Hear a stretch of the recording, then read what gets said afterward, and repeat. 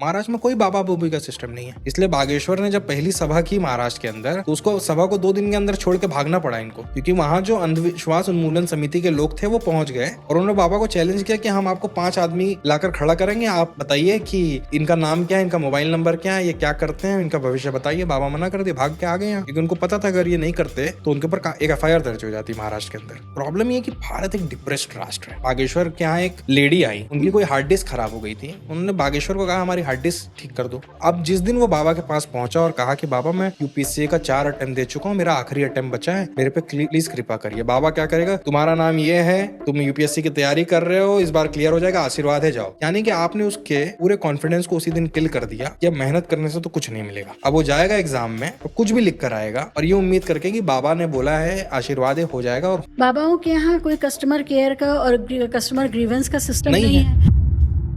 प्रदेश से मतलब साइंस मैं बोलूँगा साइंस बहुत अच्छी चीज़ है। साइंस ऐसा नहीं है कि साइंस या आपकी कोई स्पिरिट है। साइंस साइंटिफिक टेम्परामेंट होना चाहिए, कॉन्स्टिट्यूशन कह रहा है। ये ऐसा नहीं है कि मेरी अपनी सोच है, कॉन्स्टिट्यूशन कहता है कि लोगों के अंदर साइंटिफिक टेम्परामेंट बढ़ावा देने के लिए निरंतर सरकार को काम करना चाहिए, और यहाँ अंधविश्वास फैलाने के लिए लोगों के लिए काम किया जा रहा है। मतलब इंडिया को एक अंधविश्वास उन्मूलन कानून की बेहद आवश्यकता है। आप मराठा लैंड से आते हैं, मराठी बोलते हैं, मराठी में परवरिश हुई है, पढ़ाई लिखाई हुई है आपने। अब ये आपने जो अंधविश्वास उन्मूलन का जिक्र किया तो मुझे दाभोलकर साहब याद आ गए, और किस तरह उनको हटा दिया गया, ख़त्म कर दिया गया। मतलब मैं मानता हूँ कि दाभोलकर जी को शहीद किया गया, और दाभोलकर जी वो देकर गए जो महाराष्ट्र की कम से कम आने वाली 100 पीढ़ियों को बचा के गई। बताइए मुझे क्या है ये, वहाँ पर वो डिस्कोर्स बना क्या? आप देखिए महाराष्ट्र में एक भी बाबा, आप मुझे बताइए महाराष्ट्र का कौन सा बाबा टीवी पर आ रहा है, या महाराष्ट्र का कौन सा बाबा पर्ची निकाल रहा है। महाराष्ट्र में कोई बाबा बूबी का सिस्टम नहीं है। वाह। हाँ, वो गांव खेड़े में थोड़ा बहुत जो चलता होगा, इस तरह से ऑर्गेनाइज नहीं है कि पूरा मुख्यमंत्री प्रधानमंत्री जाकर उसको पेट्रोनाइज करने का काम कर रहे हैं। महाराष्ट्र के अंदर आप स्पिरिचुअल बाबा तो बन सकते हैं, आप चमत्कारी बाबा नहीं बन सकते। इसलिए बागेश्वर ने जब पहली सभा की महाराष्ट्र के अंदर, तो उसको सभा को 2 दिन के अंदर छोड़ के भागना पड़ा इनको। अच्छा। हाँ, क्योंकि वहां जो अंधविश्वास उन्मूलन समिति के लोग थे वो पहुंच गए और उन्होंने बाबा को चैलेंज किया कि हम आपको 5 आदमी लाकर खड़ा करेंगे, आप बताइए कि इनका नाम क्या है, इनका मोबाइल नंबर क्या है, ये क्या करते हैं, इनका भविष्य बताइए। बाबा मना कर दिए, भाग के आ गए यहाँ, क्योंकि उनको पता था अगर ये नहीं करते तो उनके ऊपर एक FIR दर्ज हो जाती महाराष्ट्र के अंदर अंधविश्वास उन्मूलन कानून के तहत। बाबा ने नहीं बताया कि कुंभ में कितने लोग मरने वाले हैं, बस ये कहा कि कुंभ में मर गए तो मोक्ष की प्राप्ति हो गई। मैं वही कह रहा हूं, इन सेंसिटिव लोगों को लोग पूज रहे हैं भारत के अंदर।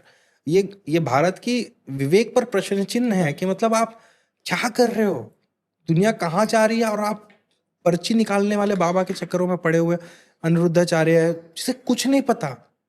शास्त्रार्थ में शायद वो नहीं जीत पाएगा, मतलब एक मामूली बच्चे से नहीं जीत पाएगा। वो कई बार ह्यूमिलिएट हो चुके हैं मंच पर। चुके हैं, लेकिन प्रॉब्लम ये कि भारत एक डिप्रेस्ड राष्ट्र है, इस बात को आप समझिए। डिप्रेस्ड राष्ट्र? हाँ, डिप्रेस्ड राष्ट्र है। यहाँ लोग चमत्कार की उम्मीद बहुत ज्यादा करते हैं, पराक्रम से ज्यादा, क्योंकि गवर्नेंस डिलीवर नहीं कर रहा है। गवर्नेंस डिलीवर नहीं कर रही है। अब मैं बागेश्वर के यहाँ एक लेडी आई, उनकी कोई हार्ड डिस्क खराब हो गई थी, उन्होंने बागेश्वर को कहा हमारी हार्ड डिस्क ठीक कर दो। हार्ड डिस्क के लिए बागेश्वर के पास? क्यों? क्योंकि उनको लगता है ये हार्ड डिस्क का करप्ट हो गई, अब इसका डेटा रिकवर होने के लिए कोई चमत्कारी तो चाहिए, क्योंकि साइंस में है वो प्रावधान। लेकिन चमत्कार सस्ता होता है। चमत्कार अब 1200-1500-1000 रुपए का जो एंट्री फी होती है इन बाबाओं के सत्संगों की, वो देकर आप चमत्कार की उम्मीद कर सकते हैं।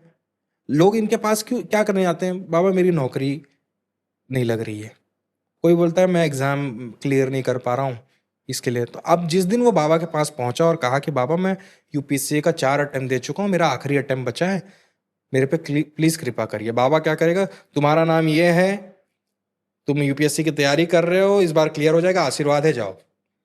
यानी कि आपने उसके पूरे कॉन्फिडेंस को उसी दिन किल कर दिया कि अब मेहनत करने से तो कुछ नहीं मिलेगा। अब वो जाएगा एग्जाम में और कुछ भी लिख कर आएगा और ये उम्मीद करके कि बाबा ने बोला है आशीर्वाद है, हो जाएगा, और नहीं होगा। बाबाओं के यहाँ कोई कस्टमर केयर का और कस्टमर ग्रीवेंस का सिस्टम नहीं है नहीं कि है। वो बता सके कि हमने तो चढ़ावा चढ़ाया था, हाँ, अभी एक आपने बागेश्वर का डिलीवर एक नहीं कांड किया। हुआ। उन्होंने कहा कि भाई अखिलेश यादव जी ने कहा कि ये पैसा क्यों लेते हैं, इनको तो फ्री में भागवत कथा करनी चाहिए, धर्म कर्म का काम फ्री में होना चाहिए। बोले हम हॉस्पिटल बना रहे हैं जिसके लिए हमें दक्षिणा लेनी पड़े। आप क्यों बना रहे हो हॉस्पिटल? प्रधानमंत्री आपके दोस्त हैं, मुख्यमंत्री आपके दरवाजे आते हैं, आप उनको बोलोगे तो आपके लिए वो 2 हॉस्पिटल नहीं बना देंगे। आप क्यों बना दोगे हॉस्टल? और आपको बोलने की जरूरत भी क्या है, हॉस्पिटल बनाने के ही लिए तो हम टैक्स दे रहे हैं भर भर के जीएसटी। नहीं, मैं बोल रहा हूँ लोग ये बाबा ये ओनरशिप क्यों ले रहे हैं? हम 1 लाख लोगों को खाना खिला रहे हैं, हम हॉस्पिटल खोलते, तुम कौन हो हॉस्पिटल खोलने वाले? ये तो काम सरकार का है ना। आप टैक्स, अपने टैक्स का पैसा वाइट करने के लिए, ब्लैक का पैसा वाइट करने के लिए हॉस्पिटल खोल रहे हो, ये बोलो ना। आप ब्लैक का पैसा वाइट करने के लिए भंडारा करा रहे हो। जब नोटबंदी हुई तो मंदिरों में सबसे ज्यादा लोगों ने एक्सचेंज कराया हाँ। पैसा। आज भी एक्सचेंज होता है पैसा। आपको मैं एक चीजें बताता हूँ, आज भी पैसा एक्सचेंज होता है। अच्छा जो लोग 2000 जो नोटबंदी का डेट था 8 फरवरी थी शायद, जी, हाँ 8 नहीं फरवरी नवंबर था, 8 नवंबर था, से पहले जेल में है और अब जाके वो रिहा हो रहे हैं, तो वो अपना नोट आज भी बदली करवा सकते हैं। अच्छा, हाँ, यानी अगर मेरे पास कुछ पैसे पड़े हुए हैं तो मुझे एक ऐसे आदमी को पकड़ना है जिसकी रिहाई अब हो रही है। हाँ, तिहाड़ और लखनऊ और ऐसे बड़े बड़े जेलों के बाहर लोग आज भी खड़े रहते हैं क्योंकि आप तो जेल में थे। कितने एवेन्यूज हैं धंधे के। तो आप सोचिए कि मैं टेक्निकली भी तो ये बात है ना कि अगर मैं 2013 से जेल में हूँ और 2028 में बाहर आ रहा हूँ 15 साल बाद, यानी कि मुझे आप उस चीज़ से वंचित नहीं कर सकते ना। अगर मेरे पास पैसे पड़े हुए हैं तो आपको तो मेरा पैसा वाइट करना, वो देना पड़ेगा एक्सचेंज करके। तो ये चल रहा है। क्योंकि मैंने देखा है कि लखनऊ जेल के बाहर लोग खड़े रह के पूछते थे कि कराओगे पैसा वाइट वो 2.5 लाख रुपए जो लिमिट है, 50,000 रुपये 70,000 रुपये उस कैदी को मिलते थे। तो कैदी भी खुश, जेल से निकलते ही 70-80 हज़ार रुपये मिल गए तो लाइफ की एक लाइफ लाइन मिल जाती थी। तो बहुत सारे लोगों ने ये काम किया।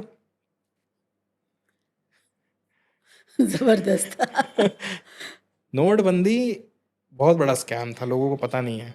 लेकिन शुक्र है कि लोगों के पास ये बुद्धि है ये जुगाड़ ढूंढने की, हाँ, वरना ये सरकारें तो जुगाड़ी से तो सब कुछ बहुत चल रहा निर्मम है। सरकारें हैं। जुगाड़ से ही तो सब कुछ चल रहा है। कौन सा यहाँ सिस्टमेटिक चीजें दिख रही हैं आपको? सब कुछ जुगाड़ है। ये जुगाड़ी तो राष्ट्र है। और जुगाड़, अब देखिए बिजनेस का मतलब ये होता है कि मान लीजिए ये फोन मैंने 10 रुपए में खरीदा और मैंने इसको 12 रुपए या 15 रुपए या 20 रुपए में बेच दिया। This is business. इंडिया में क्या बोलते हैं पता है? फ्रॉड को भी बिजनेस बोलते हैं।